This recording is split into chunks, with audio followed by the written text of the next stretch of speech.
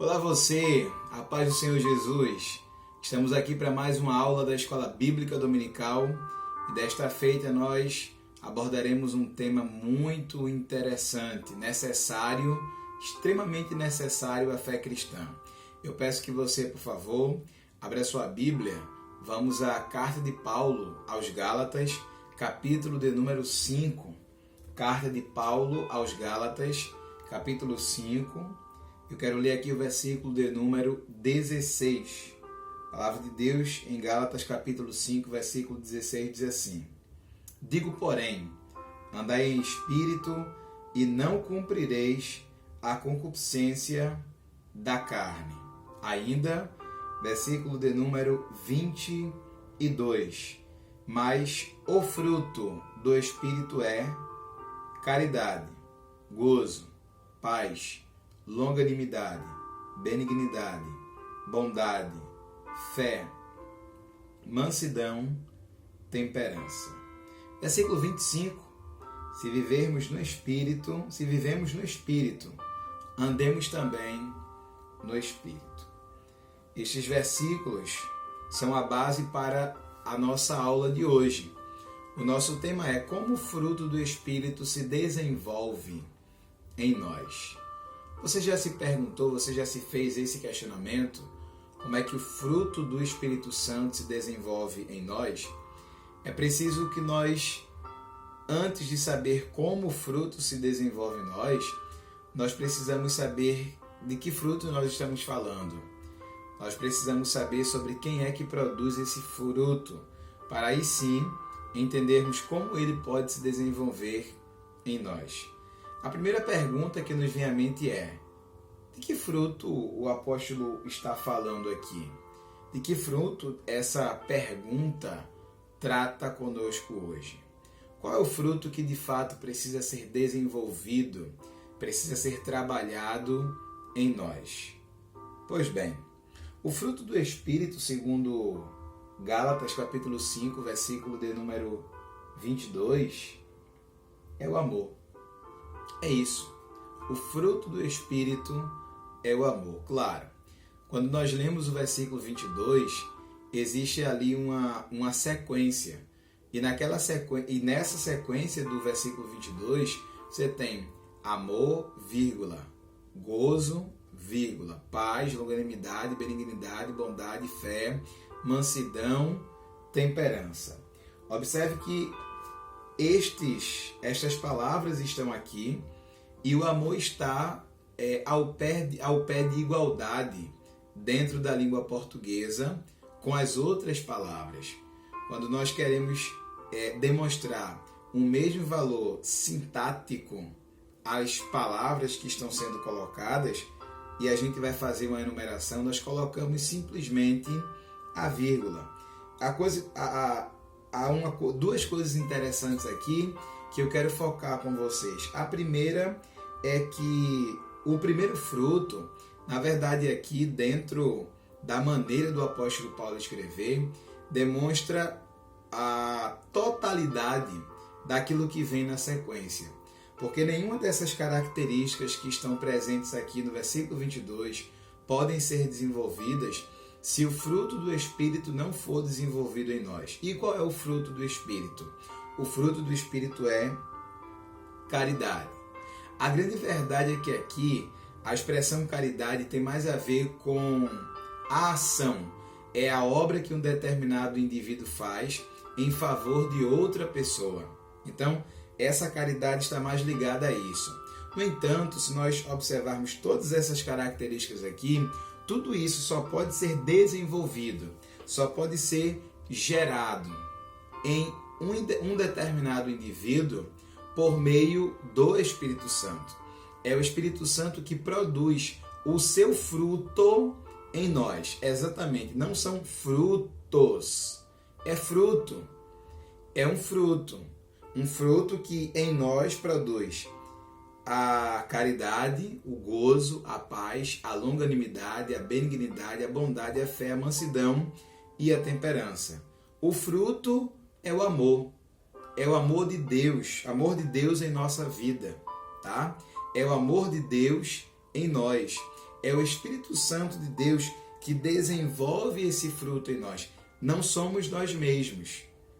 Quem desenvolve esse fruto em nós é o Espírito Santo. É a presença do Espírito Santo que nos faz amar. É a presença do Espírito Santo que nos faz ter gozo, ter paz, enfim, ter essas características do fruto. Tá? Então, entenda, o fruto do Espírito é amor. É o amor de Deus em nós. E esse amor manifesta-se por meio da caridade, do gozo, da paz, da longanimidade, da benignidade, da bondade, da fé, da mansidão, da temperança, da misericórdia, da justiça, da verdade, da liberdade, da sabedoria, da santidade, etc. etc. Então, o fruto do Espírito é o amor. Você imagina o fruto do Espírito como sendo... Bom, imagine o fruto como sendo uma árvore, o tronco de uma determinada árvore. Você tem o tronco e você tem vários ramos ou vários galhos. Esses vários galhos só existem por causa do tronco. O tronco é o amor que desenvolve em nós a caridade, o gozo, a paz, a longanimidade, a benignidade, a bondade, a fé, a mansidão, a temperança. Ou você pode imaginar, uma imaginação também possível e interessante. Você pode imaginar o fruto como um fruto mesmo, como uma laranja, tá? E os gomos daquela laranja que formam o fruto. É possível essa imaginação também. O que a gente não pode se afastar é de que, de fato, o fruto é o amor. Como é que a gente sabe que o fruto é o amor? Né? Como é que a gente sabe que o fruto é o amor? Deus é amor. E, naturalmente, Ele em nós faz necessariamente com que nós amemos. Mas vamos conferir aqui alguns textos para entender que, de fato, o fruto do Espírito é o amor. Observe que no início do texto, quando o Paulo escreveu em Gálatas 5:22, ele não disse que os frutos do Espírito são. Ele disse, mas o fruto do Espírito é. O fruto singular do Espírito é amor. O amor é a base para todas as virtudes. As pessoas só agem caridosamente por causa do amor de Deus que está nelas. Só que, é claro, essa caridade sobre a qual se está falando aqui, logo no início das manifestações do fruto do Espírito Santo em nós, não é uma caridade como qualquer pessoa pode fazer, qualquer ser humano pode ser caridoso. É uma caridade que leva você a fazer determinadas obras de caridade, inclusive com pessoas que rejeitam a tua vida, que rejeitam a tua presença, que te odeiam, que já tentaram te matar, e mesmo assim você age com caridade para com aquela pessoa, que não é simplesmente o amor enquanto sentimento, mas é o amor sendo manifestado por meio de obras. Caridade. Pois bem, está escrito em João no capítulo de número 13. João capítulo 13, versículos 34 e 35. João capítulo 13, versículos 34 e 35. Vamos acompanhar a leitura aqui.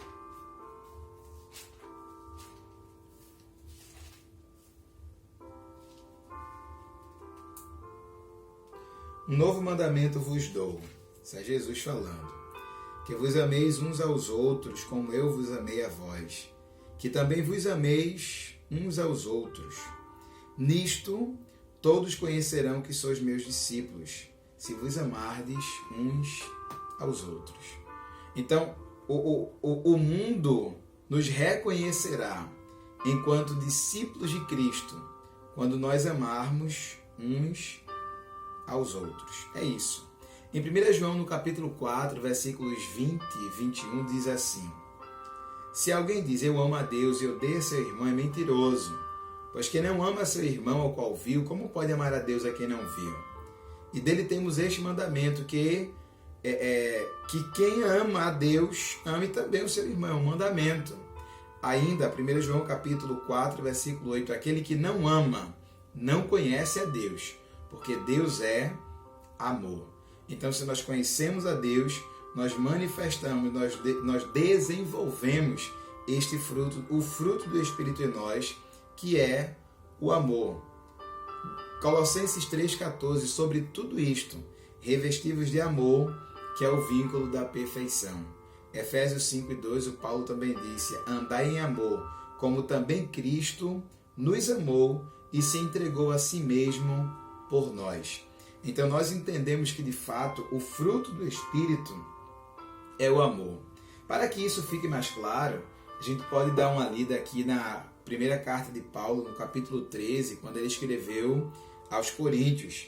Ele disse assim, ainda que eu falasse a língua dos anjos e dos homens e não tivesse caridade, seria como o metal que soa, como o sino que tine.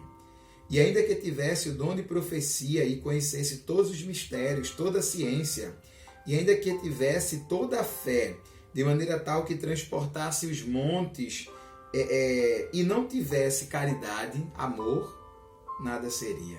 Ainda que distribuísse toda a minha fortuna para sustento dos pobres, ainda que entregasse o meu corpo para ser queimado, e não tivesse caridade, nada disso aproveitaria.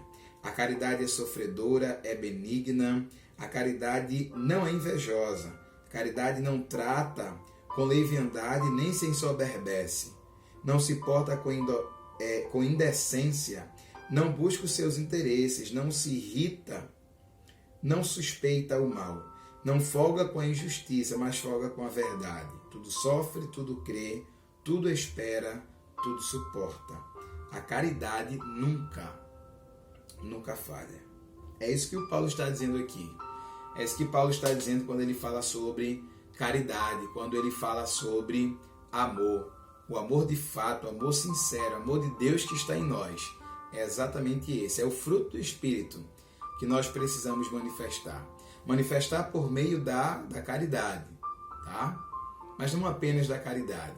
Manifestar também esse amor que temos por Deus, por meio da nossa alegria, do nosso foguedo, do nosso gozo. Em algumas Bíblias você vai encontrar a palavra alegria, em outras Bíblias você vai encontrar a palavra gozo, tá? A palavra gozo parece-nos que traz uma carga de intensidade maior, de maneira que essa alegria sobre a qual o apóstolo Paulo está falando aqui em Gálatas, no capítulo 5, não é uma alegria qualquer, não é uma alegria que o mundo pode desfrutar com a ausência do Espírito Santo. É uma alegria tão profunda, tão íntima, é uma alegria tão envolvente, é o amor de Deus que transborda em nós e que produz em nós essa alegria. De maneira que há algumas aparentes contradições na vida dos cristãos. Por exemplo, 2 Coríntios capítulo 6, versículo 10 diz assim, entristecidos, mas sempre felizes. Veja lá, entristecidos, mas sempre felizes. Veja que a tristeza que pode nos ocorrer não é motivo para sermos infelizes. É mesmo diante da tristeza pela perda de alguém ou por algum infortúnio da vida, nós continuamos felizes. E por que é que isso acontece? Porque o Espírito Santo de Deus está em nós e é Ele que produz essa alegria. De maneira que as circunstâncias externas de alguma forma nos afetam, mas não para roubar, não para tirar de nós a felicidade de desfrutarmos a presença do Espírito Santo em nós.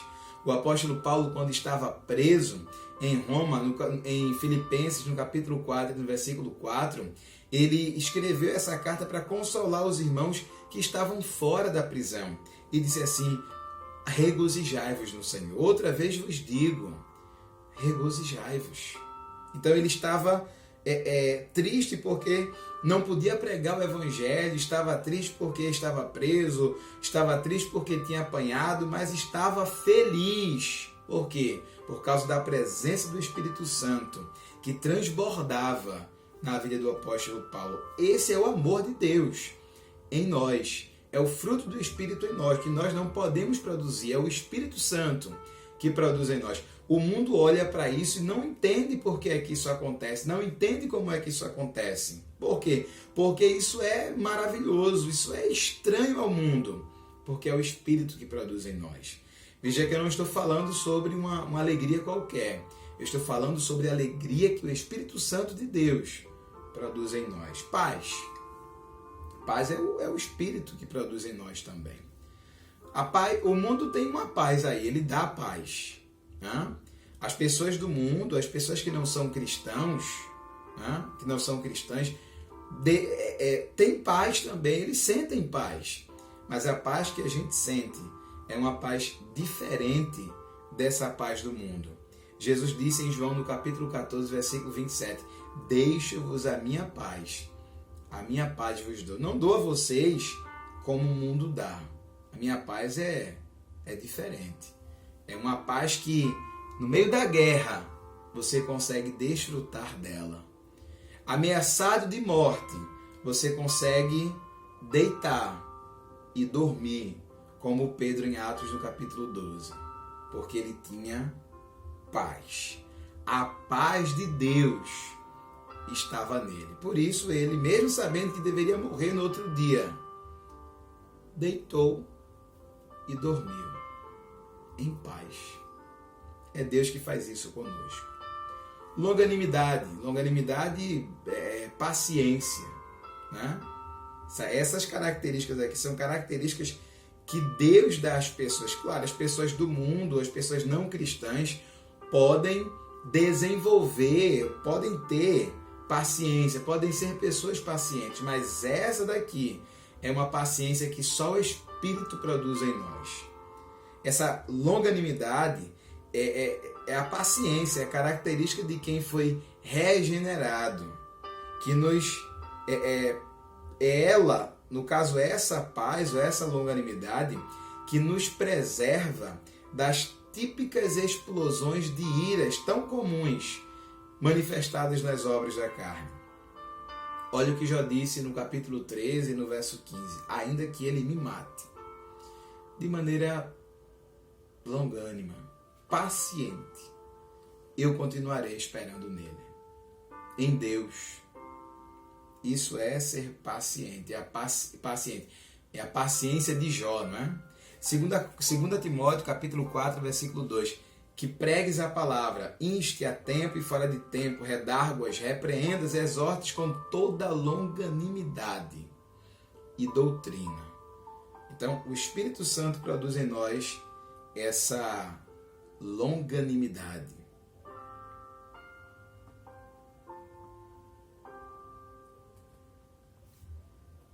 Mas benignidade. O que é ser benigno? Ser benigno é basicamente não querer afetar. Ser benigno é não querer machucar, magoar as pessoas. Nem querer que elas se magoem com coisa qualquer. Em Lucas, no capítulo 7, a partir do versículo 11, nós temos um exemplo maravilhoso da benignidade de Cristo para com as pessoas, mais especificamente para com a mulher que havia perdido seu filho. Aconteceu que no dia seguinte ele foi à cidade chamada Naim, e com ele iam muitos dos seus discípulos. E uma grande multidão também estava indo com Jesus, não é? E quando chegou perto da porta da cidade, eis que levavam um defunto, filho único de sua mãe, que era viúva, e com ela ia uma grande multidão da cidade. E quando Jesus viu aquela mulher, ele moveu-se de íntima compaixão para com ela e lhe disse: não chores. Isso aqui é a benignidade de Cristo. Jesus não suportou ver o sofrimento daquela mulher, não suportou ver o sofrimento daquelas pessoas. A alma dele moveu-se, né? Houve um mover íntimo, de íntima compaixão em Cristo por ela, por aquela mulher. Benignidade. E ele foi lá e curou aquele menino. Na verdade, ressuscitou o menino. que estava morto. Bondade. Essa bondade pode ser traduzida como generosidade presente no coração e expressa nas ações daqueles que são guiados pelo Espírito Santo. O salmista Davi, quando escreveu o salmo que para nós é o Salmo 23, no verso 6 ele disse assim: certamente que a bondade e a misericórdia me seguirão todos os dias da minha vida, e habitarei na casa do Senhor por longos dias. Deus é bom.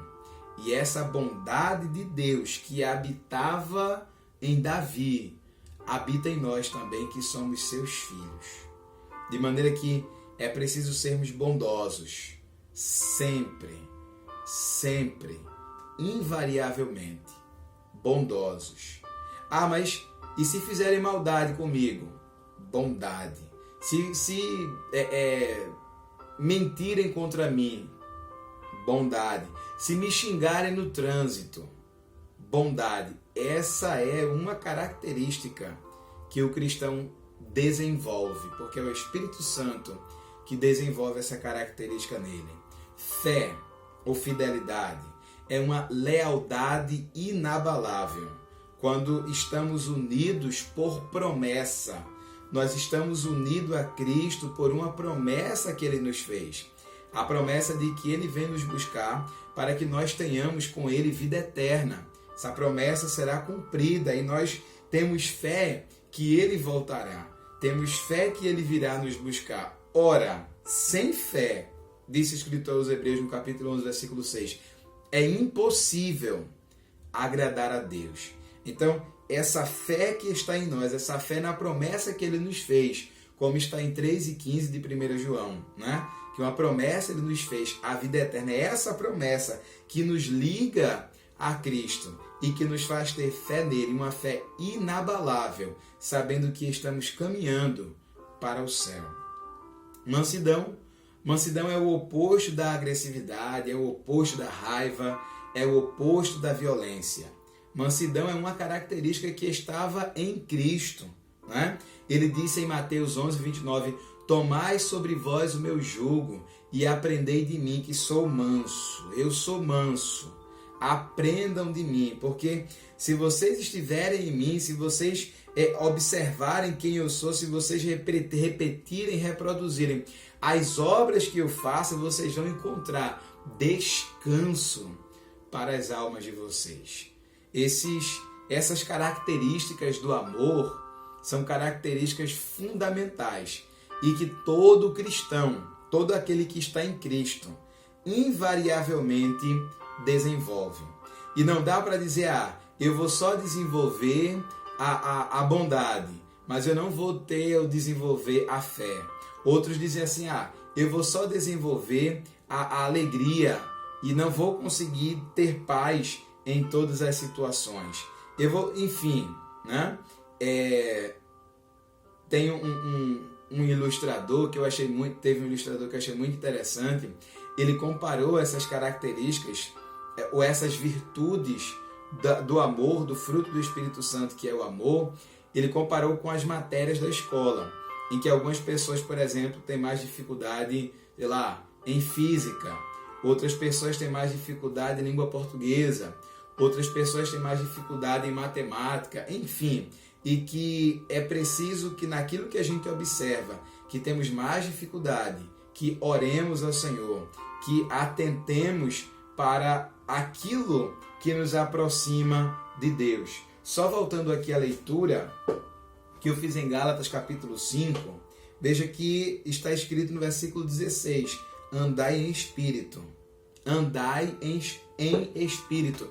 Como é possível andar em espírito? É andar pensando no céu, pensando nas coisas que são de cima. É andar pensando no Evangelho, pensando na pregação, é andar em oração, é andar lendo a palavra de Deus, é andar meditando na palavra de Deus, é andar louvando ao Senhor, é andar em espírito. Isso é andar em espírito, é alimentar o espírito, o nosso espírito com o Espírito Santo, com as coisas de Deus. É isso que a gente tem que fazer, andar nele, para não cumprirmos as concupiscências da carne, para não cumprirmos os desejos da carne. Veja uma coisa aqui que eu acho muito interessante. O apóstolo Paulo lista aqui as obras da carne. E ele diz que as obras da carne são várias, né? Mas ele enumera prostituição, impureza, lascívia, idolatria, feitiçaria, inimizades, porfia, emulações, iras, pelejas, dissensões, heresias, invejas, homicídios, bebedices, glutonarias e coisas semelhantes a estas. Ou seja, há uma infinidade de obras da carne que ele não citou aqui. Da mesma maneira, há uma quantidade muito significativa de características do fruto do Espírito que o apóstolo Paulo não listou aqui também e que nós sabemos que existem e que precisamos procurar permitir, na verdade, que o Espírito Santo desenvolva essas características em nós. Misericórdia, justiça, liberdade, sabedoria, santidade. Isso, claro, associado a caridade, gozo, a paz, a longanimidade, a benignidade, a bondade, a fé, a mansidão, a temperança, que é domínio próprio. Que o Espírito Santo de Deus nos ajude e que ele tenha liberdade para gerar em nós essas características e que elas sejam cada vez mais claras em nós, indicando que de fato nós somos filhos de Deus, lavados e redimidos pelo sangue de Jesus. Que Deus te abençoe, que Deus abençoe a tua família e que você seja uma bênção para os teus e todos os que estiverem perto de você. Fica na paz.